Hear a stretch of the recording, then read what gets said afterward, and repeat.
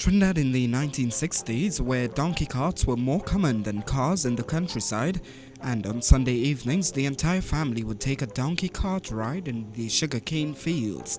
In the distance, the monastery at Mount St. Benedict, and in Port of Spain, these young girls were covering their hair before entering the Cathedral of the Immaculate Conception on Independence Square. This was a harbour back then, and the lighthouse on South Quay. The documentary was produced by a Dutch journalist of the Holland Evening Sentinel, and he was also interested in the flora of the country. The salmon tree, an import from India, whose roots are as wide as the limbs spread out. And here are poinsettia, tropical flowers, in the botanical gardens, where the government house is located. A clear shot of the President's house, back then known as Government's House, as well as shots of the Red House and a mosque.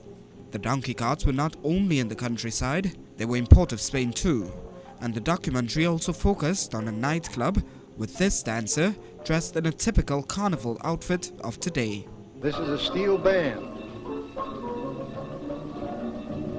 And eventually we come to the Shango or bottle dance, where they use broken glass on the floor, and they crawl through it, jump on it, and have the theory that if you are in the right frame of mind, you cannot be hurt.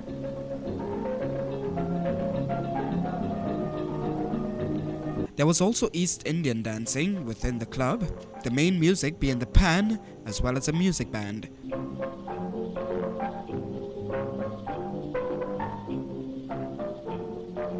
Tobago was well featured as well. This coconut farmer cutting nuts for copra. Young and in school uniform back then, they'd be in their 50s today, and fishing was always a mainstay of the Tobago economy. This is at Arnis Vale, one of the popular resorts on Tobago. The fish are bonita and barracuda. There are a lot of rocks here in the harbor, beautiful water for swimming. The coral rocks make a good place to go snorkeling. At Fort James, old cannons were being overgrown with bush. This man was identified as Grover Hamilton, and this was his home.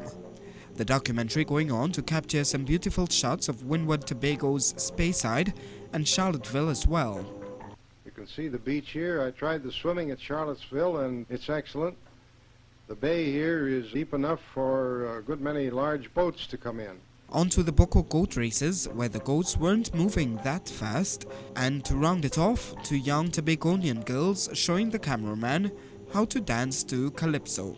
The half-an-hour-long documentary, which was uploaded just days ago on YouTube, also features the island of Grenada.